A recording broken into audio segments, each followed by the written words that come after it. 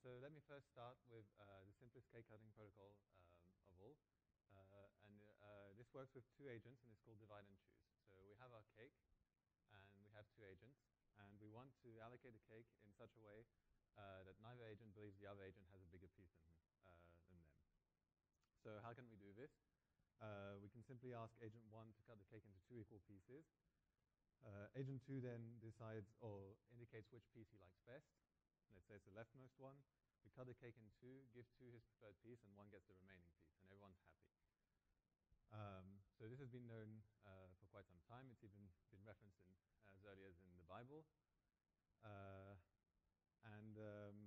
in the 1940s, these three mathematicians sat down and asked themselves, how could we formalize this notion of fairness to beyond two people? And they quickly realized that beyond two agents, things got quite tricky. And in fact, the specific problem of finding a protocol for three agents, and every free protocol for three agents, remained open for decades after they formalized the setting. So this was done in the 1960s. These other two famous mathematicians, Selfridge and Conway, independently came up with a three-agent protocol. And this protocol introduced a few simple but very powerful ideas which paved the way to more complicated protocols which came afterwards. After this, the next obvious question was obviously generalizing this to any number of agents. And that remained a major open problem in fair division and more broadly in mathematics for the next few decades. When in 1995, Brams and Taylor published a breakthrough result showing that there existed a protocol for any number of agents. However, their protocol had a major drawback. Although it was guaranteed to terminate, the protocol couldn't be bounded. So I'm going to specifically say what I mean about finite versus bounded in this setting. So with Bram and Taylor's protocol, you can determine the number of cuts that your protocol requires once you've fixed the valuation functions. The valuation functions encode the agent's value of each part of a cake. However, those valuation functions may be arbitrarily complex. And for a bounded protocol, we don't actually care about those valuation functions. All we care about is the number of agents. And once we have the number of agents, we can give a bound on the number of cuts which are required, independent of how complicated the valuation functions are. So more concretely, even for 4 agents, the Brams-Taylor protocol could be made to run arbitrarily long. For any constant, you can find a arbitrarily complex valuation function which requires the protocol to go on beyond that constant number of steps. So even Brams and Taylor were aware that this was a major drawback, and since in the past 20 years, basically it's been the central open problem in the field to be able to bound the query complexity of these protocols independent of evaluation functions, so just as a function of the number of agents. So the 4-agent case was solved recently, and I presented that result at the last stock conference.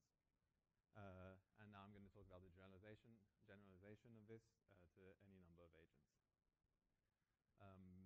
So to give an idea of the concepts which are used in the more general protocol, I'm going to give an alternative three-agent protocol to the Selfridge-Conway protocol. And although it's more complicated in Selfridge-Conway, it introduces ideas which just aren't present in Selfridge-Conway and are necessary to generalize to a greater number of agents. So these are the key ideas. The first one is called what we call trimming. And the idea is that if an agent has, if you have a number of pieces of cake and an agent believes that some of the pieces are bigger than another, you can ask that agent to place cuts so that he's equalizing all the pieces.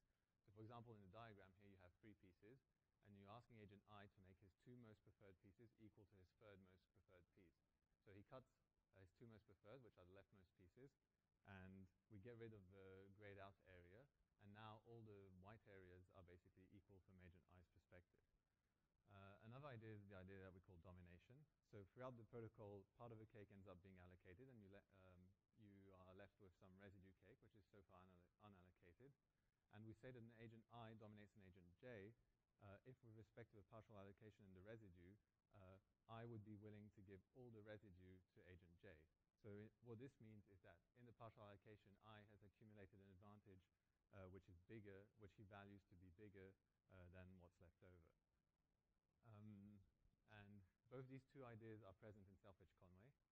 But what isn't present in Selfridge-Conway and is like critical to generalizing to a larger number of agents is this idea of permutation, where we keep track of the partial allocations that the protocol has made so far, and we carefully exchange pieces that agents get in a way that doesn't break NV-freeness to make sure that the domination relation between the agents is extended, and we can find a subset of the agents which dominates its complement. And then we can separate the agents and recursively call the protocol on a subset of the agents. So let me just show how this works with free agents, and hopefully it'll give some kind of idea for a more general case. So we have our cake, and we have free agents. And we ask the third agent, which we call the cutter agent, to cut the cake into 3 pieces, which he considers to be equal. And let's focus on the hard case, where agent 1 and 2 fight for the leftmost piece. In that case, this piece is contested, so they can't get it both. So we ask them to trim that piece up to their most preferred uncontested piece, which is their second most preferred piece. So they do that. They place 2 trims. And you can see that agent 1, the blue agent, trims that piece more than the other one. So we separate the piece at the level of the loser or agent, the red agent's trim. And we give agent 1 the piece that he trimmed more because he trimmed it more, so therefore he'd be willing to sacrifice more cake. And so he wins that piece. And what's left over is called beta, is the residue. And then the 2 remaining pieces of cake, agent 2 gets his most preferred, and agent 3 gets whatever's left over. And everyone's happy because agent 3 thought all pieces were equal, and he got a full piece. Agent 1 was willing to trim more than the piece he got anyway, and agent 2 thinks the 2 pieces are equal. Piece 1 and piece 2, the piece that 1 got and piece that 2 got are equal. And we call, so beta is the residue, and alpha is this partial allocation of the cake. So this tells you how to find a partial allocation of a cake. But also, now we can look at the relationship between the agents. And with respect to this partial allocation and this residue beta, we can now see that agent 3 now dominates 1, because from agent 3's perspective, everything that was trimmed came from agent 1's piece of cake. So even if agent 1 were to get back all that's left over, agent 3 will not be envious of agent 1. So you can draw this arrow. And what we want to do is to be able to draw a second arrow from 3 to 2, because in that case, 3 would be willing to give everything to agent 1 and 2, and we can just call divide and choose on 1 and 2, and we're done. The problem is you could repeat the procedure which I just described indefinitely and always end up with the same arrow being drawn because agent 1 always gets the trim piece. So this is where this idea of permutation comes along, where basically the idea is that we're going to switch around the allocation, the pieces that the agents get in the allocations. So you call the protocol this sub-procedure I described once. You get an alpha and a beta, or your partial allocation and your residue. Then you call, so 1, 2, 3 get pieces. Then you call it again on the beta. And then again, you get another partial allocation. And let's say both times the residue came from agent 1's piece. And if you remember, in the procedure, the agent 1's piece was cut from the trim of agent 2. So agent 2 is willing to take agent 1's piece because he considered it to be equal to his own. But agent 1 believes that he got a slight bonus over agent 2. And you can ask agent 1, in which of these allocations did you get the bigger bonus? And agent 1, for example, chooses, let's say he chooses the bottom allocation. Then in that case, agent 1 is happy to switch around his pieces in the top allocation because even though NV-freeness will be broken in that top allocation, it's compensated by the fact that he got a bigger bonus in the bottom allocation. So overall, NV-freeness is preserved.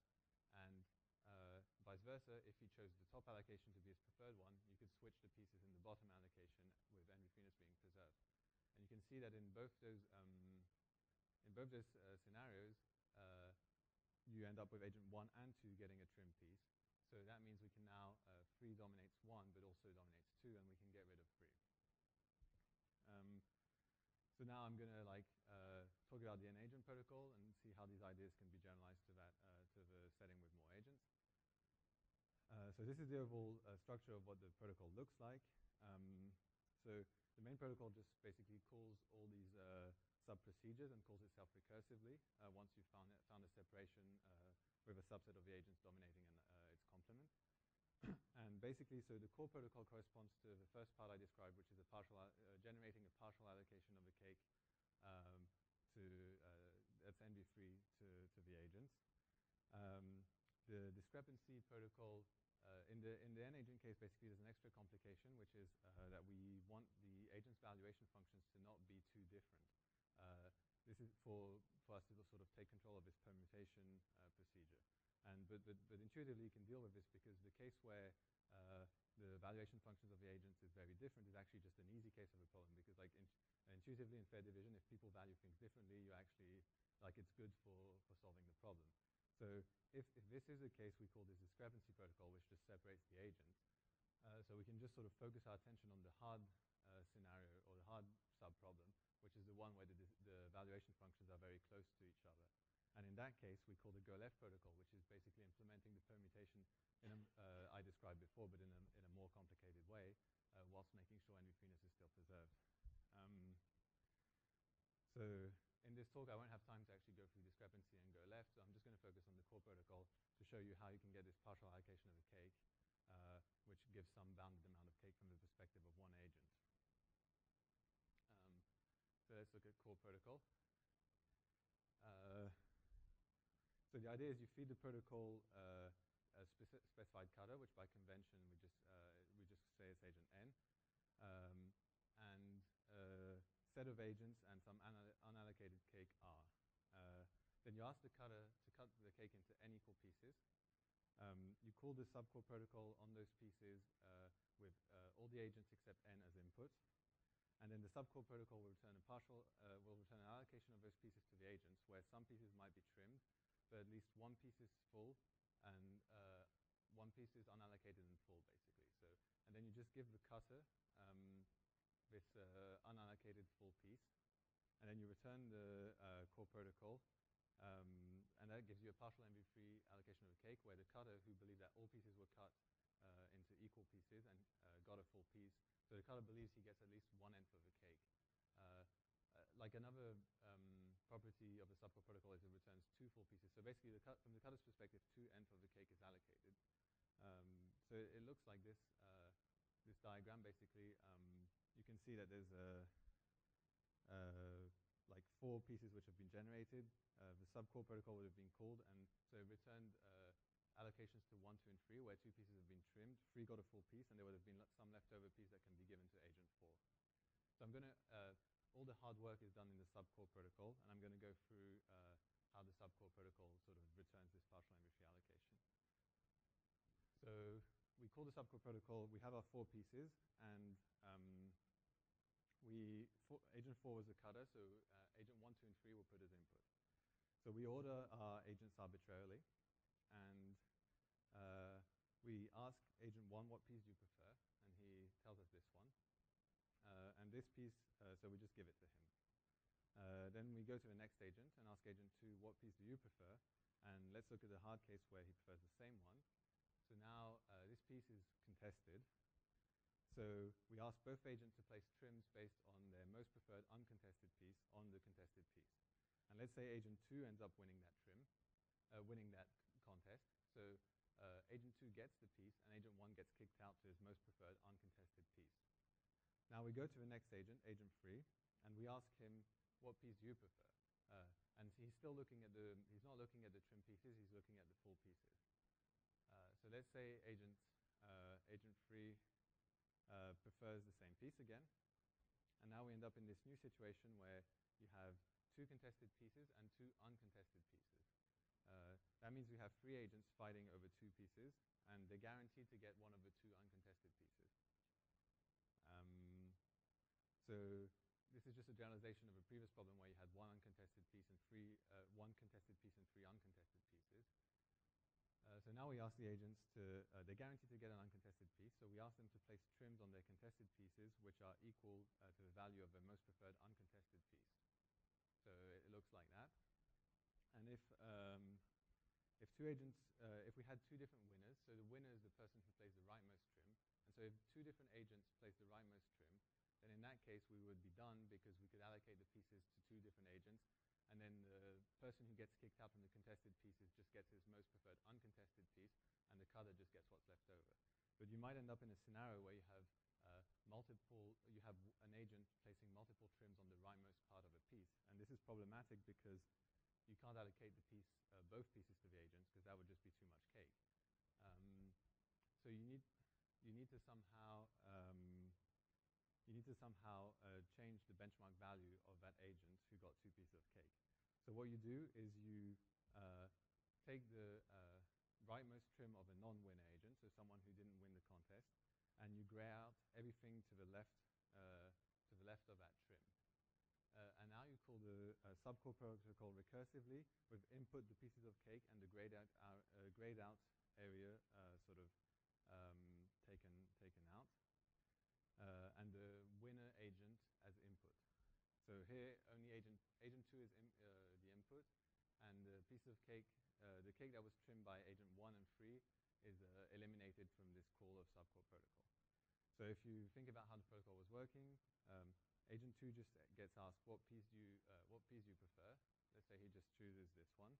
And that moves his trim to the left of the blue agent's trim because since there were two pieces he was winning, but he got to choose his most preferred piece, his value is now greater than the trim of the blue agent who was previously, so in this piece, the blue agent was previously losing to red, but because red got to choose his preferred piece here, his trim sort of hopped on the other side of blue, and now agent blue, the first agent can take this piece without the red agent being envious of him.